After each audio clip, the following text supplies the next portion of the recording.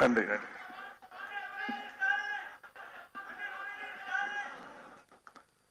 மாண்புமிகு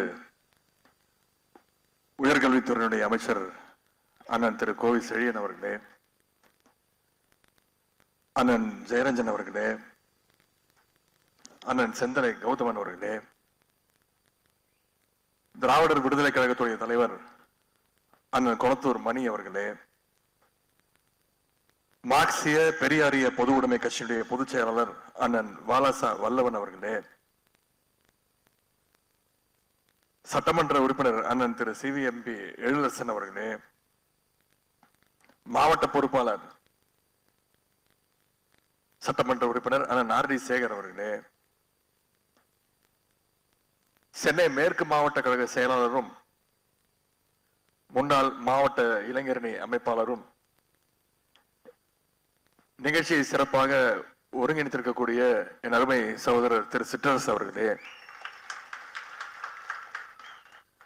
சட்டமன்ற உறுப்பினர் மருத்துவர் எழிலன் அவர்களே, சகோதரர் பரந்தாமன் அவர்களே, திரு கே பி சங்கர் அவர்களே, அண்ணன் பிரபாகரன் அவர்களே, தந்தை பெரியார் திராவிட கழகத்துடைய கொள்கை பரப்பு செயலாளர் திரு சீனி விடுதலை அரசு அவர்களே, எழுத்தாளர் அண்ணன் இமயம் அவர்களே, சென்னை இதழியல் நிறுவனத்துடைய தலைமை இயக்குனர் திரு ஏ.எஸ். பன்னீர்செல்வம் அவர்களே, திராவிட இயக்க எழுத்தாளர் என் அருமை சகோதரர் அண்ணன் மதிமாறன் அவர்களே, மகளிர் அணியுடைய மாநில இணை செயலாளர் அக்கா குமரி விஜயகுமார் அவர்களே, மாநில இளைஞர் அணியுடைய துணை செயலாளரும் சென்னை மண்டலத்தில் இளைஞர் அணியுடைய பணிகளை எல்லாம் சிறப்பாக ஒருங்கிணைக்கக்கூடிய, குறிப்பாக இந்த அறிவு திருவிழா ஒரு உண்மையான திருவிழா போல சிறப்பாக நடைபெற முழு காரணமாக இருந்த என் அருமை சகோதரர் திரு ஜோயத் அவர்களே,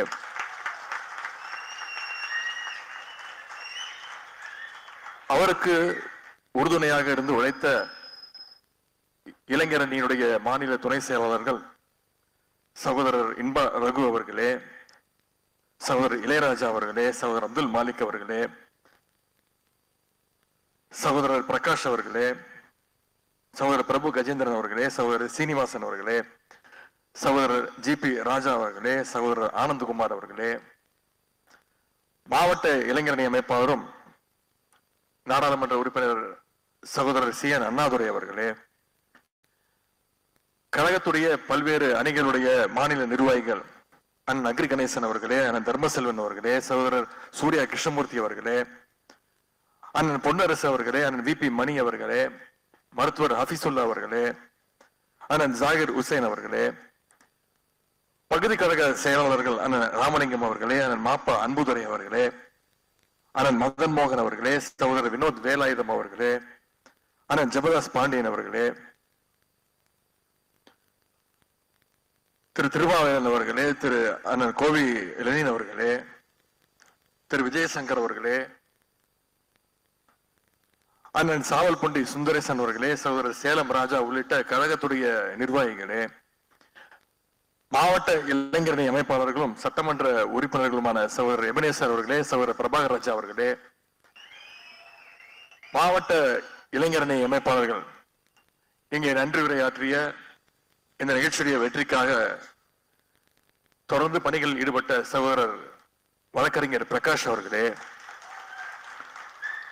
சகோதரர் ராஜா அன்பழகன் அவர்களே, சகோதரர் வானவேல் விஜய் அவர்களே, சகோதரர் ஆர் டி மதன்குமார் அவர்களே, சகோதரர் லோகேஷ் அவர்களே, சுரேஷ்குமார் அவர்களே, சகோதரர் கிரண் அவர்களே, கோல்டு பிரகாஷ் அவர்களே, சகோதரர் யுவராஜ் அவர்களே, மாநகர அமைப்பாளர்கள் துர்கா பிரசாத் சுகுமார் அவர்களே, சகோதரர் சத்யபிரபு உள்ளிட்ட தமிழ்நாட்டின் அனைத்து மாவட்டங்களிலிருந்து வருகை தந்திருக்கு சிறப்பித்திருக்கக்கூடிய கலந்து கொண்ட இளைஞரணியினுடைய நிர்வாகிகளே, வந்திருக்கக்கூடிய கழகத்துடைய இளம் பேச்சாளர்களே, மூத்த முன்னோடிகளே, முத்தமிழர் கலைஞருடைய உயிரினும் மேலான அன்பு உடன்பிறப்புகளே, அத்தனை பேருக்கும் முதல் என்னுடைய மாலை வணக்கத்தை நான் தெரிவித்துக் கொள்கின்றேன். திராவிட முன்னேற்ற கழகம் தொடங்கப்பட்டு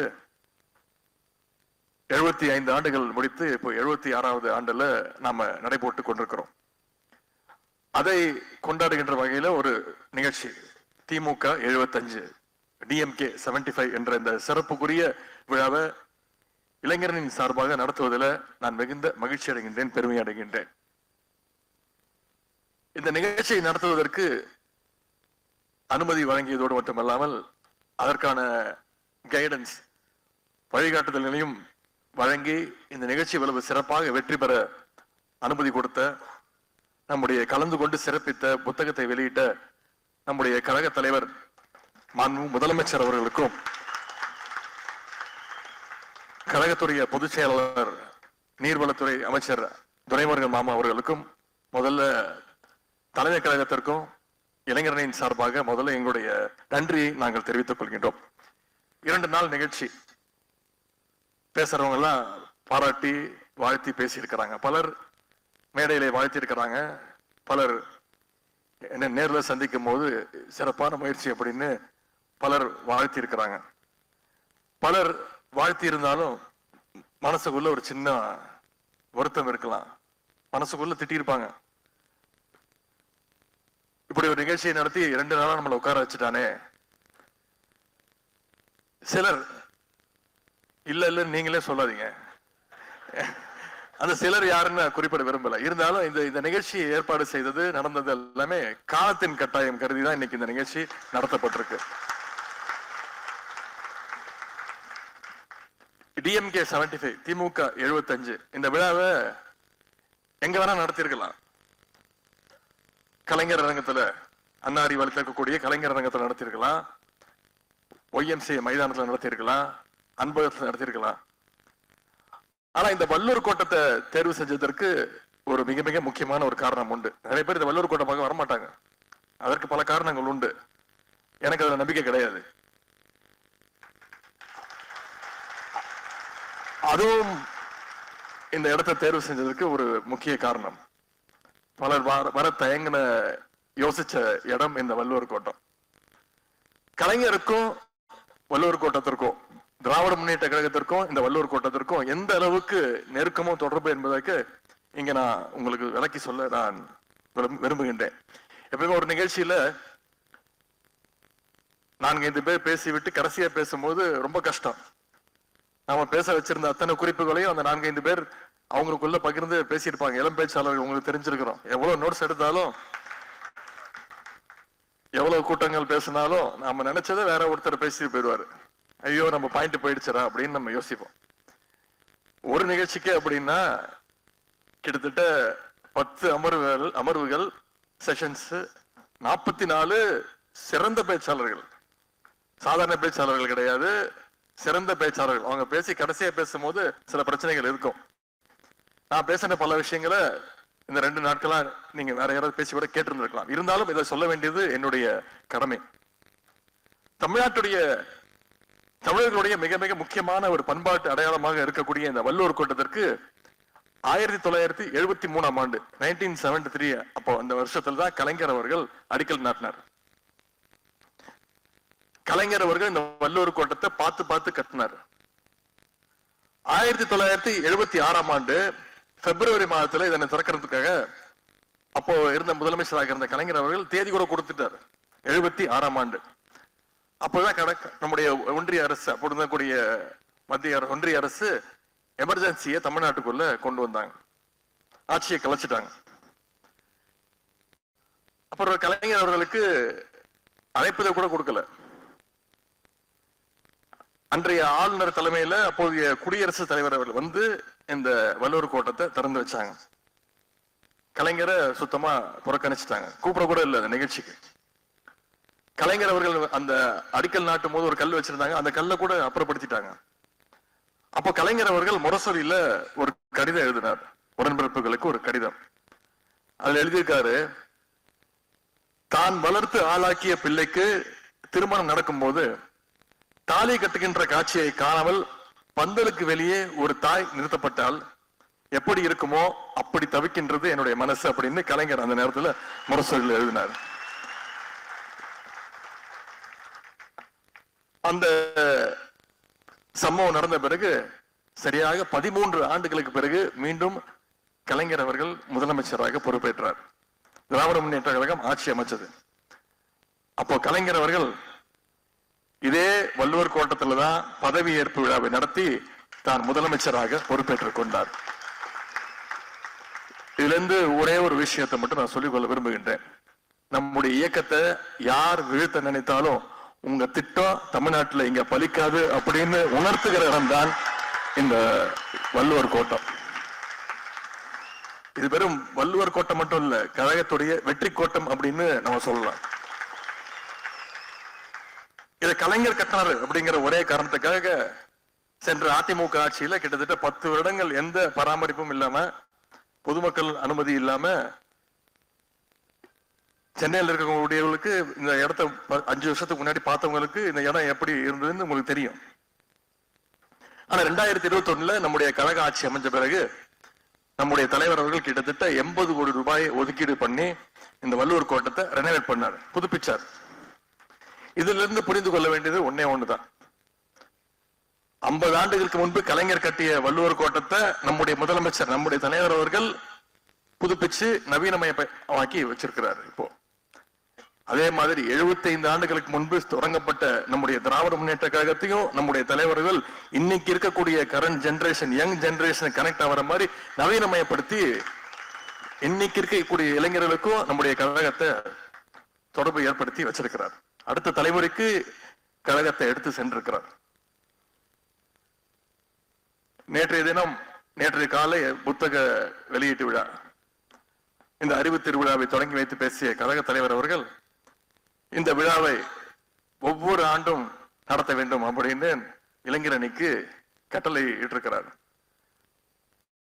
நிச்சயம் இனி வருகின்ற ஒவ்வொரு ஆண்டும் இளைஞர் அணி சார்பாக எப்படி தலைமை கழகம் 30 விழாவை வருடந்தோறும் நடத்துகிறாங்களோ அதே மாதிரி இளைஞர் சார்பாக நிச்சயமாக ஒவ்வொரு ஆண்டும் இனிமேல் அறிவு திருவிழா நிச்சயமாக நடத்தப்படும்.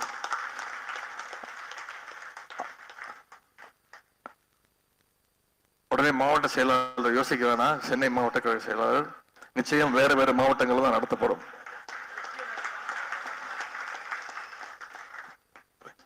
இளைஞரணியினுடைய பல்வேறு பணிகளை நம்முடைய தலைவர் அவர்கள் பாராட்டி நேற்று பேசினாங்க, வாழ்த்தி பேசினாங்க. ஒரு மகனாக ஒரு தந்தையிடம் அவருடைய பாராட்டுகளை பெறுவதற்கு நான் தொடர்ந்து இன்னும் முயற்சி செய்து கொண்டுதான் இருக்கின்றேன். ஆனால் ஒரு சட்டமன்ற உறுப்பினராக, விளையாட்டுத்துறை சிறப்பு திட்ட செயலாக்கத்துறையினுடைய அமைச்சராக 1-2 முறை பாராட்டுகளை நான் பெற்றிருக்கிறேன். துணை முதலமைச்சராக ஒரு 2-3 முறை அவருடைய பாராட்டுகளை நான் பெற்றிருக்கிறேன். அப்போதெல்லாம் மனசுக்குள்ள உள்ள ஒரு மகிழ்ச்சி இருக்கும். ஆனா இளைஞரணி செயலாளராக என்னுடைய பணிகளை அவர் பார்த்து அதை ரெக்கக்னைஸ் பண்ணி அதை பாராட்டும் பொழுது அதை நான் என்னுடைய வாழ்நாள் பெருமையாக நான் கருதுகின்றேன். ஏன்னா இளைஞரணிங்கிறது அவருடைய குழந்தை. பல முறை நான் சொல்லியிருக்கிறேன், எத்தனையோ நிகழ்ச்சியில கலந்து கொண்டாலும், சட்டமன்ற உறுப்பினராக இருந்தாலும் சரி, அமைச்சராக இருந்தாலும் சரி, துணை முதலமைச்சராக இருந்தாலும் சரி, எத்தனையோ நிகழ்ச்சியில கலந்துகிட்டாலும், எத்தனை பொறுப்புகள் வந்தாலும் என்னுடைய மனசுக்கு மிக மிக நெருங்கிய பொறுப்பு, உயர்ந்த பொறுப்பாக நான் கருதுவது கழகத்துடைய இளைஞரணி செயலாளர் என்ற இந்த பொறுப்பு தான். தலைவர் அவர்கள் ஒவ்வொரு முறையும் பாராட்டும் பொழுது நாம இன்னும் அதிகமாக உழைக்க வேண்டும், இன்னும் அதிகமாக ஓட வேண்டும் அப்படின்ற அந்த உத்வேகம் தான் எனக்கு ஏற்படுது. தலைவர் பாராட்டுறாருன்னா அவர் என்ன மட்டும் பாராட்டல, ஒட்டுமொத்த இளைஞரனுடைய பணிகளை சேர்த்துதான், உங்க அத்தனை பேரையும் சேர்த்துதான் பாராட்டுறார். தமிழ்நாடு முழுக்க இருக்கக்கூடிய அத்தனை நிர்வாகிகள், அத்தனை இளைஞரணி தம்பிமார்கள், உங்க அத்தனை பேருக்கும் அந்த பாராட்டு சேரும். அந்த எனர்ஜியோட தான் இன்னைக்கு இந்த அறிவு திருவிழாவை நம்ம நடத்திட்டு இருக்கோம். மிக மிக முக்கியமான ஒரு காலகட்டத்தை நடத்திட்டு இருக்கிறோம். இன்னைக்கு கொள்கையற்ற ஒரு கூட்டமோ, தமிழர் விரோத பாசிச கும்பலும் இன்னைக்கு தமிழ்நாட்டை குறி வச்சிருக்கிறாங்க. அதனாலதான் இது காலத்தின் கட்டாயம் அப்படின்னு நான் சொன்னேன். இந்த அறிவு திருவிழாவை ஒரு கடமையாக நம்ம செஞ்சிருக்கிறோம். இந்த 2 நாள் நிகழ்ச்சியில கருத்தரங்கம், இருவண்ண கொடிக்கு வயது 75 என்ற தலைப்புல கருத்தரங்கம், முற்போக்கு புத்தக கண்காட்சி, திமுக வரலாற்று கண்காட்சி போன்ற நிகழ்ச்சிகள்லாம் சிறப்பா நடத்தியிருக்கிறோம். ஒரு வரலாற்று நூலை, ஒரு வரலாற்று ஆவணமாக மக்களுக்கு கொடுத்திருக்கிறோம். முதல் பதிப்பு முத்தமிழர் பதிப்பகம்னு ஒரு பதிப்பகத்தை ஏற்கனவே துவங்கி பல்வேறு புத்தகங்கள் அச்சடிச்சு கொடுத்திருக்கிறோம். புக் எக்ஸிபிஷன் தொடர்ந்து கலந்துகிட்டு இருக்கிறோம். இந்த முறை இந்த புத்தகத்தை கிட்டத்தட்ட 5000 புக்கு முதல் பதிப்பு பிரிண்ட் பண்ணோம். இந்த 2 நாள்ல மட்டும் இது வரைக்கும் கிட்டத்தட்ட 4000 புத்தகங்கள் ஏற்கனவே விற்றுவிட்டது. வடகிழக்கு மாவட்ட அமைப்பாளர், சென்னை வடகிழக்கு மாவட்ட அமைப்பாளர் சகோதரர் மதன் அவர்களுக்கு என்னுடைய நன்றியை நான் தெரிவிச்சுக்கிறேன். 1000 புத்தகங்களுக்கு முன்பணமாக இன்றைக்கு இந்த நிகழ்ச்சியில 6 லட்சம் ரூபாயை அவர் இன்னைக்கு என்னிடத்துல வழங்கியிருக்கிறார். பல்வேறு மாவட்ட அமைப்பாளரும் வாங்குவதாக உறுதி கொடுத்திருக்கிறாங்க. அதேபோல கழகத்துடைய தீர்மான குழு செயலாளர் அண்ணன் அக்ரி கணேசன் அவர்கள் ஒரு வேண்டுகோள் கடிதத்தையும் என்னிடத்துல கொடுத்திருக்கிறார். வேண்டுகோள் மட்டுமல்ல, அதோடு சேர்ந்து ஒரு 10 லட்சம் ரூபாய்க்கான ஒரு செக்கையும் கொடுத்திருக்கிறார். அவர் கொடுப்பதற்கு முன்பே நான் முடிவு செய்து விட்டேன், அடுத்த வருடங்கள்ல நிச்சயம் அறிவு திருவிழா நடக்க வேண்டும், வெவ்வேறு மாவட்டங்கள் நடத்த வேண்டும்னு. அவர் கொடுத்திருக்கக்கூடிய கோரிக்கை, நிச்சயம் சென்னையில மட்டுமே நடத்தாதீங்க, வெவ்வேறு மாவட்டங்கள் நடத்துங்க, அப்படி நடத்துனீங்கன்னா இந்த செக்கை நீங்க பயன்படுத்திக்கோங்க அப்படின்னு ரொம்ப தெளிவா அவரு அந்த கடிதத்தில் எழுதி எனக்கு கொடுத்திருக்கிறார். நிச்சயம் அடுத்த வருடம் வேறு மாவட்டங்கள் நடத்திவிட்டு அந்த செக்கை நாங்கள் டெபாசிட் செய்கின்றோம். இந்த 2 நாள் கருத்தரங்கில திராவிட இயக்க அறிஞர் பெருமக்கள், எழுத்தாளர்கள் தொடங்கி இளைஞரனை கண்டெடுத்த இளம்பேச்சாளர்கள் வரைக்கும் பல்வேறு கருத்துக்களை, சிறப்பான கருத்துக்களை முன் வச்சிருக்கிறீங்க. இந்த நிகழ்ச்சி மட்டுமல்ல, இளைஞரணியுடைய ஒவ்வொரு நிகழ்ச்சியும், ஒவ்வொரு பணியும், செயல்பாடும் கொள்கை வழியில இருக்கணும்னா எல்லா பணிகளையும் நானும் நம்முடைய துணை செயலாளர்கள் அத்தனை பேரும் அதை பிளான் பண்ணி அதை திட்டமிட்டு தான் அதை செஞ்சு கொண்டிருக்கிறோம். இளைஞரணியின் சார்பாக ஒவ்வொரு சட்டமன்ற தொகுதியிலும் கலைஞர் நூற்றாண்டு நூலகம், முத்தமிழறிஞர் பதிப்பகம், முரசொலியில பாசறை பக்கம், பயிற்சி பாசறை கூட்டம், 200க்கும் அதிகமான இளம் பேச்சாளர்களை தேர்வு செஞ்சு அவங்க தொடர்ந்து கண்காணிக்கிறது, அவங்களுக்கு பயிற்சி கொடுக்கிறது, கலைஞர் மாணவர் பத்திரிகையாளர் திட்டம், இப்படி பல்வேறு பணிகளை இளைஞரணி செஞ்சுட்டு வருது. இதுதான் கொள்கை வழிபடுத்துறது, இதுதான் நம்முடைய கலைஞர் நமக்கு சொல்லிக் கொடுத்தது. இந்த கருத்தர அரங்கத்திலையும் புத்தக கண்காட்சியிலையும் இந்த 2 நாள் பல்வேறு நூற்றுக்கணக்கானவர் கலந்து கொண்டு சிறப்பிச்சிருக்கிறாங்க. எனவே இந்த 2 நாள் தொடர்ந்து எங்களுடைய இந்த முயற்சியை உற்சாகப்படுத்துகின்ற, ஊக்கப்படுத்துகிற உங்க அனைவருக்கும் இளைஞரின் சார்பாக என்னுடைய நன்றியை நான் தெரிவிச்சுக்கிறேன். இந்த புத்தக காட்சியை நாங்க திட்டமிடும் போது ஒரு சின்ன கருத்து வேறுபாடுகள் இருந்தது. என்ன மாதிரி புத்தகங்கள் இதுல இடம்பெறலாம்? அப்போ சிலர் சொன்னாங்க, வெறும் திராவிட இயக்க கருத்துக்களை மட்டுமே தெரிவிக்கின்ற புத்தகங்கள் இருக்கணும் அப்படின்னு சிலர் கருத்து சொன்னாங்க. தலைவர்கிட்ட போய் சொன்னோம், கேட்டோம் எப்படிப்பட்ட புத்தகங்கள் இடம்பெறலாம் அப்படின்னு. தலைவர் சொன்னாரு, இல்ல இல்ல அது தவறு, எல்லா விதமான கருத்துக்களும், எல்லா விதமான அரசியல் கருத்துக்களையும் நம்முடைய இளைஞர்கள்கிட்ட நீங்க கொண்டு போய் சேர்க்கணும். அதனால எல்லா முற்போக்கு கொண்ட அந்த புத்தக பதிப்பங்களையும் நீங்க ஒரே இடத்துல நீங்க அந்த புத்தக கண்காட்சி ஏற்பாடு செய்யணும்னு நம்முடைய தலைவருடைய உத்தரவை கேட்டு இன்னைக்கு அந்த முற்போக்கு புத்தக கண்காட்சியை நாங்க செஞ்சிருக்கிறோம். ஏன்னா இன்னைக்கு கொடுக்கக்கூடிய இளைஞர்கள் திராவிட தத்துவத்தை மட்டும் தெரிஞ்சுக்கிட்டா போதாது, மற்ற முற்போக்கு தத்துவங்களையும் கருத்துக்களையும் அவங்க உள்வாங்கிக்கணும், தெரிஞ்சுக்கணும். இன்னும் சொல்ல போனா நம்ம எல்லாம் விமர்சனம் செய்யக்கூடிய கருத்துக்களையும் நூல்களையும் நம்முடைய இளைஞர்கள், தம்பிமார்கள் நீங்க படிக்கணும். நான் உட்பட சொல்றேன், அனைவரும் படிக்கணும். ஏதோ ஒவ்வொரு பேச்சாளர் வராங்க, இளைஞரணி செயலாளர் வரும்போது கை தட்டி விசில் அடிச்சு கூடி கலையற கூட்டம் கிடையாது. இன்னைக்கு இத்தனை பேரும் இந்த 2 நாள் உட்கார்ந்து இருக்கீங்கன்னா நீங்க யாரையோ பார்க்க வந்த கூட்டம் கிடையாது. நம்ம ஒவ்வொருத்தரும் யாரோ ஒருத்தரை பார்க்க வந்த கூட்டம் கிடையாது. ஒவ்வொருத்தரும் 44 பேரும் என்ன பேசுறாங்க அப்படின்னு கேட்க வந்த கூட்டம், கொள்கை கூட்டமாக இருக்க வேண்டும். நம்முடைய தலைவர்கள் கலைஞரா இருக்கட்டும், பேரறிஞர் அண்ணாவா இருக்கட்டும், தந்தை பெரியாரா இருக்கட்டும், எல்லாருமே மாற்று கருத்து அதையும் கேட்பாங்க, காது கொடுத்து கேட்பாங்க, மாற்று கருத்து கொண்ட நூல்களையும் படிச்சாங்க. அதனால எதிரிகள், இன எதிரிகள் எந்த விதமான விமர்சனங்களையும் எந்த விதமான கேள்விகளையும் கேட்டா அதற்கு உடனே டான் பதில் சொல்லக்கூடியவர் நம்முடைய கலைஞர். அந்த திறமையை அவர் வளர்த்துக்கிட்டார். அனைத்தையும் படிக்கணும், அனைத்தையும் தெரிஞ்சுக்கணும். திராவிட முன்னேற்ற கழகம் தொடங்கப்பட்டது, கலைஞர் அரசியலுக்கு வந்தது வெறும் ஆட்சியை பிடிக்கிறதுக்காகவோ பதவியில் இருக்கிறதுக்காகவோ கிடையாது. நான் கொண்ட கொள்கையை அடையறதுக்காக இந்த இயக்கத்திற்கு தலைவனானவர் தான் நம்முடைய முத்தமிழர் டாக்டர் கலைஞர் அவர்கள். இதைத்தான் நம்முடைய தலைவர் அவர்கள் நமக்கு சொல்லி கொடுத்திருக்கிறாங்க. இன்னைக்கு திராவிட முன்னேற்ற கழகத்தை அழிக்கணும்னு புதுசா பல பேர் நினைக்கிறாங்க. புதுசா சில பேர் கிளம்பி வரிசையா வந்துகிட்டு இருக்கிறாங்க. திராவிட முன்னேற்ற கழகம் ஒரு சாதாரண அரசியல் கட்சியா அண்ணா திராவிட முன்னேற்ற கழகம் மாதிரி 10ஓட 11 இருந்திருந்தா அதை யாரும் அழிக்கணும்னு முயற்சி செய்ய மாட்டாங்க. நாம கொள்கை கூட்டங்கிறது தெரிஞ்சதுனால்தான் அவங்க நம்ம அழிக்கிறதுக்கு கிளம்பி வந்துகிட்டு இருக்காங்க. குறிப்பா பாசிச சக்திகள் நம்முடைய கொள்கை கூட்டத்தை கை வச்சு பார்க்க முயற்சிக்கிறாங்க. திராவிட முன்னேற்ற கழகத்தை பேரறிஞர் அண்ணா அவர்கள் தொடங்குறப்போ அவர் கூறின ஒரு விஷயத்தை இங்க சொல்ல விரும்புகின்றேன். டெல்லியினுடைய ஆதிக்கம் ஒழிய வேண்டும், மக்களை பாழ்படுத்துகின்ற பாசிசம் ஒழிய வேண்டும், பதுங்கி பாய நினைக்கின்ற பழமைவாதம் நிச்சயம் ஒழிய வேண்டும் அப்படின்னு அறிவிச்சிட்டு தான் திராவிட முன்னேற்ற கழகத்தை பேரறிஞர் அண்ணா அவர்கள் துவக்கி வச்சாங்க. அந்த முழக்கத்தை மனசுல ஏந்திதான் இன்னைக்கும் நம்முடைய திராவிட முன்னேற்ற கழகம் களத்தில் இறங்கி நாம போராடிட்டு இருக்கிறோம். திமுக என்ற அந்த விதையை கழக உடன்பிறப்புகள் தண்ணீர் ஊற்றி வளர்க்கவில்லை, வியர்வை சிந்தி ரத்தத்தை சிந்தி தங்களுடைய உயிரையே உரமாக்கி வளர்த்த கழகம் திராவிட முன்னேற்ற கழகம்.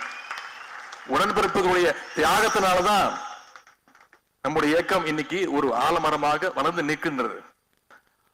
அதனாலதான் பெரிய பெரிய புயல் அடிச்சாலும் யாராலும் நம்மளை தொட்டு கூட பார்க்க முடியல, நம்மளை வீழ்த்த முடியல. நீங்க அத்தனை பேரும் ஒரே ஒரு வேண்டுகோள், நீங்க அத்தனை பேரும் நம்முடைய இயக்கத்துடைய வரலாற்றை நீங்க தெரிஞ்சுக்கணும், நம்முடைய இயக்கத்துடைய தலைவர்களுடைய தியாகத்தை நீங்க படிச்சு தெரிஞ்சுக்கணும். அதற்காக தான் இந்த முற்போக்கு புத்தக திருவிழா வருகின்ற 16ஆம் தேதி வரை அந்த புத்தக திருவிழா இருக்கின்றது. உங்களுடைய குடும்பத்தினர், உங்களுடைய நண்பர்கள், இப்படி அனைவர்கிட்டையும் இதை பத்தி பேசுங்க. இப்படி ஒரு புத்தக திருவிழா நடந்துட்டு இருக்கு, இதை போய் புக்கு வாங்கணும்னு கூட அவசியம் கிடையாதுங்க, வந்து பார்த்தா வர போதும் எனக்கு, அவ்வளவுதான்.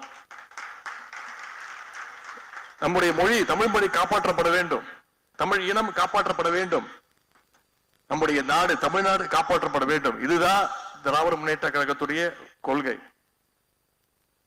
இந்த கொள்கைக்கு யாரெல்லாம் எதிரியோ அவங்க அத்தனை பேரும் திமுகவுக்கும் எதிரி என்பதை இந்த நேரத்தில் நான் தெரிவித்துக் கொள்கின்றேன். கொள்கை தான் திராவிட முன்னேற்ற கழகத்திற்கு அடித்தளம், பேஸ்மெண்டே அதுதான். அந்த அடித்தளம் பேஸ்மெண்ட் பலமா இருந்தா அதுக்கு மேல கட்டுற கோட்டை நிச்சயமாக பலமாக இருக்கும்.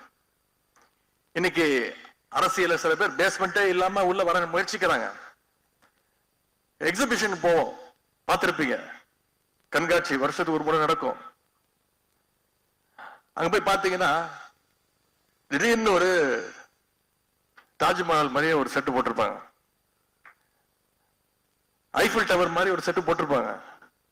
உடனே பெரிய கூட்டம் கூடும், நம்ம ஊருக்கு தாஜ்மஹால் வந்துருச்சுப்பா, நம்ம போய் ஒரு செல்ஃபி எடுத்துப்போம்பா அப்படின்னு இளைஞர்கள் போய் நிச்சயம் போட்டோ எடுக்கத்தான் செய்வாங்க. அவ்வளவு ஆர்வம். தாஜ்மஹால் போட்டோல பார்த்திருக்கோம், நம்ம ஊருக்கே வந்துருச்சுப்பா தாஜ்மஹால். ஐஃபில் டவருக்கு பார்க்க, உண்மையா ஐஃபில் டவர் பார்க்கணும்னா பாரிஸுக்கு போனோம், நம்ம ஊருக்கே வந்துருச்சுப்பா ஐஃபில் டவர். இது தெரியாம பெரிய கூட்டம் கூடத்தான் செய்யும். அதெல்லாம் வெறும் அட்டை.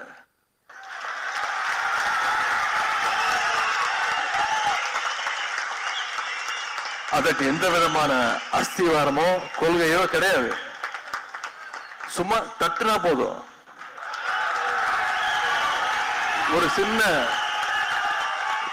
சின்ன காத்தடிச்சா போதும்.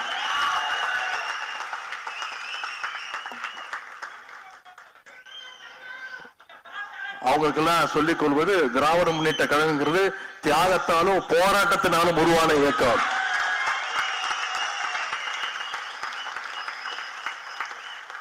எமர்ஜென்சியை பார்த்த கழகம் திராவிட முன்னேற்ற கழகம், எமர்ஜென்சியை பார்த்த தலைவர் எங்களுடைய கழக தலைவர் அவர்கள், முதலமைச்சர் அவர்கள். எமர்ஜென்சி காலத்துல இன்னொரு விஷயம் நடந்தது, இங்க குறிப்பிட விரும்புகின்ற, பதிய வைக்க விரும்புகின்ற இளைஞரணி தம்பிமார்களையும் தெரிஞ்சுக்கணும். எமர்ஜென்சி காலத்துல ஒன்றிய அரசு என்ன பண்ணுச்சு, மாநில கட்சிகள் எல்லாம் தடை செய்யணும், பேன் பண்ணணும் அப்படின்னு முடிவெடுத்தாங்க. உடனே அண்ணா திராவிட முன்னேற்ற கழகம் என்ன தெரியுமா பண்ணாங்க, கட்சி பேரை மாத்திட்டாங்க. ஏதோ உத்தரப்பிரதேசத்திலயும் ராஜஸ்தான்லயும் உங்களுக்கு கிளை இருக்கிற மாதிரி அண்ணா திராவிட அனைத்திந்திய அண்ணா திராவிட முன்னேற்ற கழகம் கட்சி பேரை மாத்திட்டாங்க. இதுதான் திமுகவுக்கும் அதிமுகவுக்கும் இருக்கக்கூடிய வித்தியாசம். ஆனா நம்முடைய தலைவர், அப்போது தலைவர் கலைஞர் என்ன தெரியுமா பண்ணாரு, என்ன தெரியுமா சொன்னாரு, வாழ்ந்தாலும் நான் கழகத்தோடு தான் வாழ்வேன், வீழ்ந்தாலும் நான் கழகத்தோடு தான் வீழ்வேன்னு சொல்லி எங்களுடைய இயக்கத்துடைய பெயர் என்றைக்கும் திராவிட முன்னேற்ற கழகம் தான், என்ன வந்தாலும் பார்த்துக்கலாம் நின்னவர் கலைஞர் அவர்கள். அதை மாற்றத்துக்கு இடம் இல்லைன்னு சொன்னார். கலைஞர் அன்னைக்கு காட்டிய அதே உறுதியோட இன்னைக்கு நம்முடைய தலைவர் நம்முடைய இயக்கத்தை இன்னைக்கு வழி நடத்தி கொண்டிருக்கிறார். நம்ம எல்லாம் இன்னும் சொல்ல போனா கொள்கை தான் வழி நடத்துக்குது, நம்மள கொள்கை வழி நடத்துது. ஆனா எதிர்க்கட்சி தலைவர் திரு எடப்பாடி பழனிசாமி அவர்களை பயம் வழி நடத்துது. நீங்க யோசிச்சு பாருங்களேன், இன்னைக்கு திராவிட முன்னேற்ற கழகத்தின் சார்பா நம்ம தைரியமா சொல்லலாம், திமிரா சொல்லலாம், 1120 பக்கங்கள் கொண்ட புத்தக கண்காட்சி, 55 கடைகள் இருக்கக்கூடிய புத்தக கண்காட்சி, 10 அமர்வுகள், 44 சிறப்பு பேச்சாளர்கள், 2 நாள் அறிவு திருவிழாவை நடத்தி காட்டிருக்கிறோம். வேற எந்த இயக்கமாவது, குறிப்பா அண்ணா திராவிட முன்னேற்ற கழகத்தால் இப்படி ஒரு விழாவை நடத்த முடியுமா? நிச்சயம் நடத்த முடியும். நாம நடத்திருக்கக்கூடிய விழாவுக்கு பேரு அறிவு திருவிழா. இதே அண்ணா திராவிட அனைத்திந்திய அண்ணா திராவிட முன்னேற்ற கழகம் நடத்துச்சுன்னா நடத்தலாம். அவங்களால அடிமை திருவிழான்னு வேற ஒரு நிகழ்ச்சியை நடத்தி காட்டலாம். அந்த அளவுக்கு சொல்லுவாங்க, கஞ்சத்திலையும் கஞ்சம், பெரிய கஞ்சம், கடைஞ்செடுத்த கஞ்சன்னுவாங்க. அது மாதிரி ஒரு கடைந்தெடுத்த அடிமைனா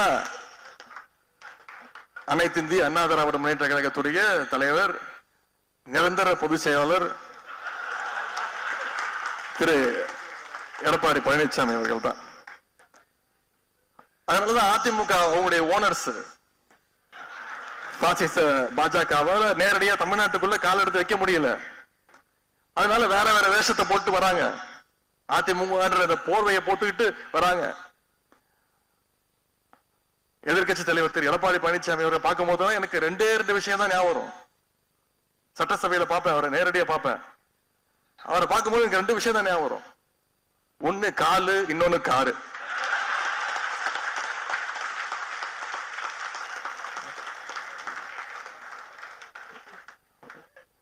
ஒரு கட்சி தலைவர், நம்மளை பொறுத்த வரைக்கும் நிரந்தர தலைவர், இப்படி இன்னொரு கட்சி தலைவர் பார்க்கறதுக்கு எந்த ஊர்லயாவது இப்படி ஒரு கூத்து நடக்குமா? 4 கார் மாறி மூஞ்ச மூடிக்கிட்டு, அதே மாதிரி காலு, அந்த அம்மா ஜெயலலிதா அம்மா இருந்த வரைக்கும் அந்த அம்மா காலு, அந்த அம்மா இறந்த பிறகு அந்த அம்மாவுடைய சகோதரி, உடம்பிறவா சகோதரி அம்மையார் சசிகலாவோட காலு, அந்த அம்மையார் ஊழல் வழக்கில் தண்டிக்கப்பட்டு ஜெயிலுக்கு போனோடனே திரு டிடிவி தினகரன் காலு, அதுக்கப்புறம் கொஞ்ச நாள் ப்ரமோஷன் வாங்கி டெல்லிக்கு போய் திரு மோடியோடைய காலு, திரு அமித்ஷாவுடைய காலு.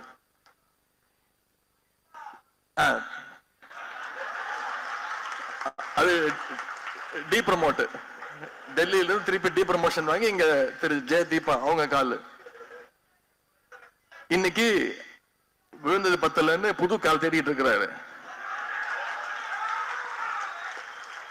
அதிமுக தொண்டர்களை பார்க்கும்போது நமக்கெல்லாம் கொஞ்சம் பாவமா தான் இருக்கு. எடப்பாடி பழனிசாமி அவர்கள் அதிமுக தொண்டர்களை தொடர்ந்து ஏமாத்திட்டு வர்றாரு. என்ன சொன்னாரு? 1 மாதத்துக்கு முன்பு, 20 நாளுக்கு முன்பு ஒரு மிக பிரம்மாண்டமான கட்சி நம்மளோட கூட்டணிக்கு வரப்போகுதுன்னு அடிச்சு விட்டாரு. இப்போ 10 நாட்களுக்கு முன்பு, 15 நாட்களுக்கு முன்பு அவருடைய பிரச்சார கூட்டத்துல இன்னொரு கட்சியோட கொடிய அவங்களே பிடிச்சு ஆட்டிக்கிட்டு பாத்தீங்களா பாத்தீங்களா அப்படின்னாரு.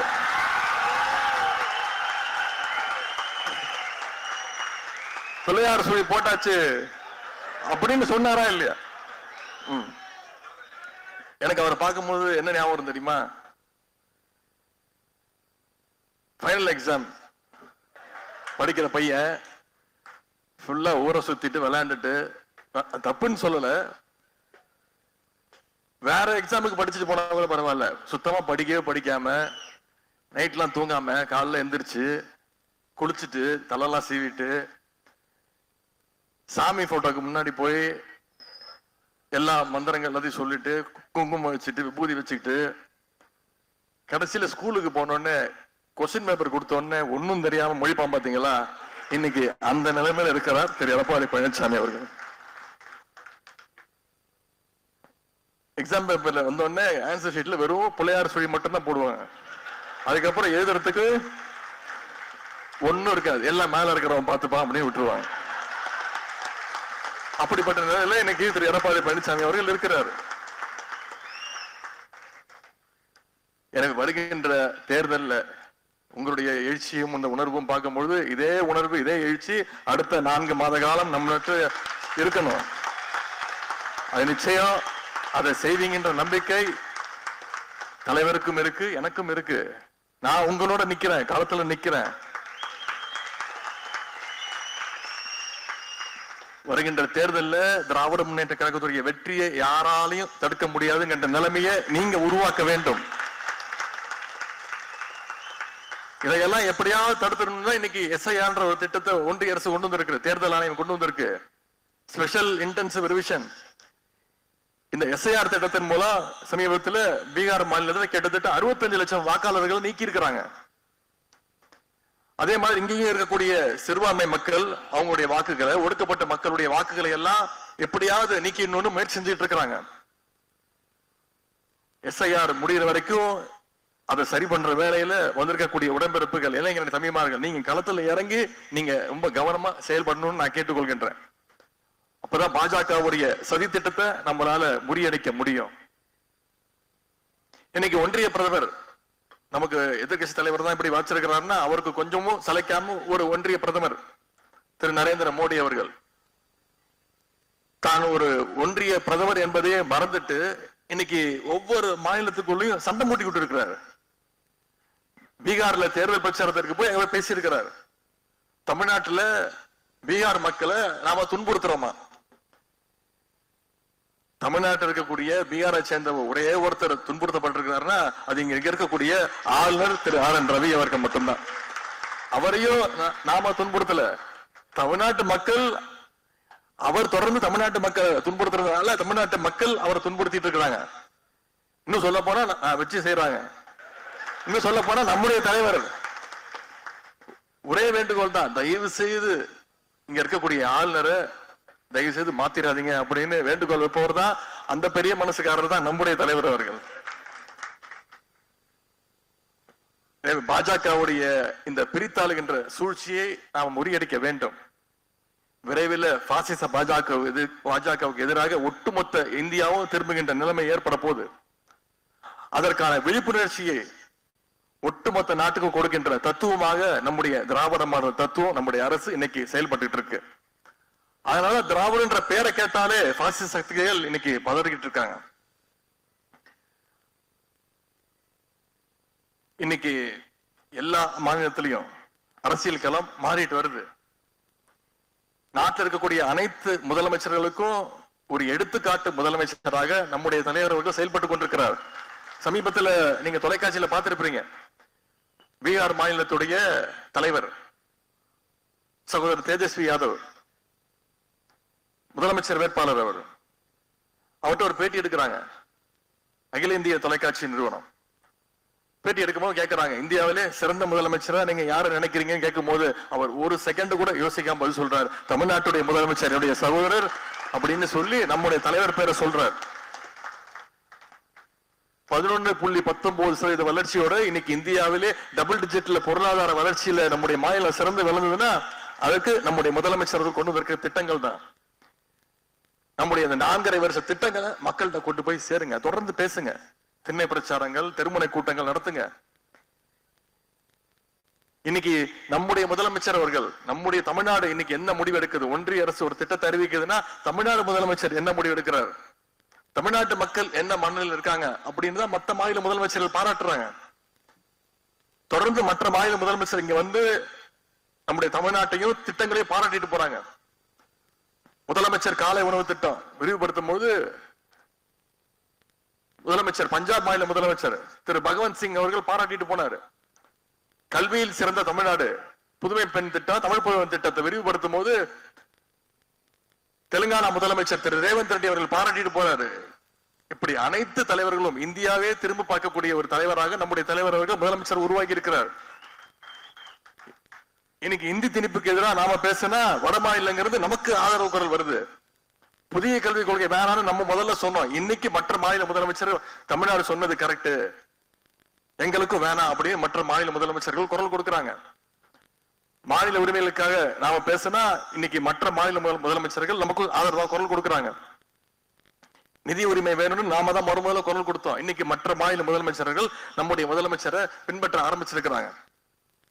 இன்னைக்கு இந்த சூழல்ல தமிழ்நாட்டுல அடிமைகளை கையில வச்சுக்கிட்டு எப்படியாவது பாசிச பாஜக போடுகின்ற இந்த திட்டங்களை எல்லாம் கழக உடன்பிறப்புகள், இளைஞரணி தம்பிமார்கள், நீங்க அத்தனை பேரும் ஒற்றுமையா இருந்து களத்துல வேலை பார்த்து நம்முடைய அரசை மீண்டும் தொடர் செய்ய வேண்டும். அதற்கான தொடக்கமாக இன்னைக்கு இந்த அறிவு திருவிழா நிச்சயமாக இருக்கும் என்ற நம்பிக்கை எனக்கு இருக்கின்றது. இன்னும் ஒரு வார காலம் அந்த புத்தக கண்காட்சி நடக்க இருக்கிறது. எனவே அதை பயன்படுத்திக் கொள்ளுங்கள்.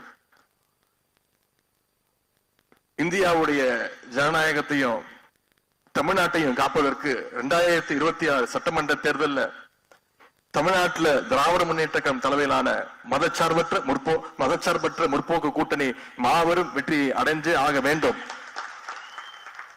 வருகின்ற 2026 சட்டமன்ற தேர்தலில் நம்முடைய கழகம் 7வது முறையாக ஆட்சியில் அமர வேண்டும். நம்முடைய தலைவர் தொடர்ந்து 2வது முறையாக முதலமைச்சர் பதவியில் பொறுப்பில் உட்கார வேண்டும். அதற்கு இளைஞரனுடைய பங்கு நிச்சயம், களத்துல நம்முடைய பங்கை நாம கொடுத்தாக வேண்டும். அடுத்த 5 மாதங்களுக்கு நாம் அனைவரும் தொடர்ந்து பாடுபட வேண்டும் என்று உங்களை எல்லாம் நான் கேட்டுக்கொள்கின்றேன். இப்படிப்பட்ட ஒரு நிகழ்ச்சியை நடத்துவது ஒரு சாதாரண விஷயம் கிடையாது, மிகுந்த சிரமம். கிட்டத்தட்ட இது சென்ற 10 நாட்களுக்கு முன்பே நடக்க வேண்டிய நிகழ்ச்சி. சென்னையில தொடர்ந்து மழை பெஞ்சதுனால 10 நாள் தள்ளி வச்சோம். இதற்காக 10 நாட்கள் தொடர்ந்து உழைச்சிருக்கக்கூடிய நான் ஒரு 3-4 முறை இங்க விசிட் பண்ணி இன்ஸ்பெக்ஷன்லாம் பண்ணி என்னென்ன வேலை நடந்துட்டு இருக்கு, யார் யார் எந்த நிகழ்ச்சிக்கு பொறுப்பு அப்படிங்கறதெல்லாம் பார்த்துட்டு இருந்தேன். ஆனா என்னை விட அதிகமாக இந்த நிகழ்ச்சி வெற்றிகரமாக அமைய வேண்டும்னு உழைத்த நம்முடைய மாநில துணை செயலாளர்கள் அத்தனை பேருக்கும் முதல்ல என்னுடைய நன்றியையும் பாராட்டுகளையும் நான் தெரிவிச்சுக்கிறேன். குறிப்பா சகோதரர் ஜோயல் அவர்களுக்கு என்னுடைய பாராட்டுகள், வாழ்த்துக்கள், நன்றிகள். இந்த அறிவு திருவிழாவை மிகச்சிறப்பாக ஒருங்கிணைத்த அனைத்து துணை செயலாளர்களுக்கும், நூல் உருவாக்க குழுவினர் அத்தனை பேருக்கும், கழக நிர்வாகிகள் அத்தனை பேருக்கும், அமைப்பாளர்கள், துணை அமைப்பாளர்கள் அத்தனை பேருக்கும், நேற்று காலை கலந்து கொண்ட நம்முடைய கூட்டணி கட்சி தலைவர்கள் அத்தனை பேருக்கும், பதிப்பகத்தார், எழுத்தாளர்கள், கலைக்குழுவினர்கள், வந்திருக்கக்கூடிய இளம் பேச்சாளர்கள், பத்திரிகை நண்பர்கள், இளைஞரணி உள்ளிட்ட அனைத்து அணிகளையும் சேர்ந்த என் அருமை சகோதரர்கள், சகோதரிகள் உங்க அத்தனை பேருக்கும், ஆய்வாளர்களுக்கும், திரு அன்பகம் செந்தில் அவர்களுக்கும், அன்பகத்திலிருந்து பணியாற்றிய அனைத்து ஒருங்கிணைக்கக்கூடிய அனைத்து பணியாளர்கள் அத்தனை பேருக்கும் மீண்டும் என்னுடைய பாராட்டுகளையும் வாழ்த்துக்களையும் நன்றியும் தெரிவித்து இந்த அறிவு திருவிழா நிச்சயம் வெல்லும். அதை 2026 சட்டமன்ற தேர்தல் வெற்றி நிச்சயம் நமக்கு சொல்லும் என்று கூறி வாய்ப்புக்கு நன்றி கூறி விடைபெறுகின்றேன். நன்றி, வணக்கம்.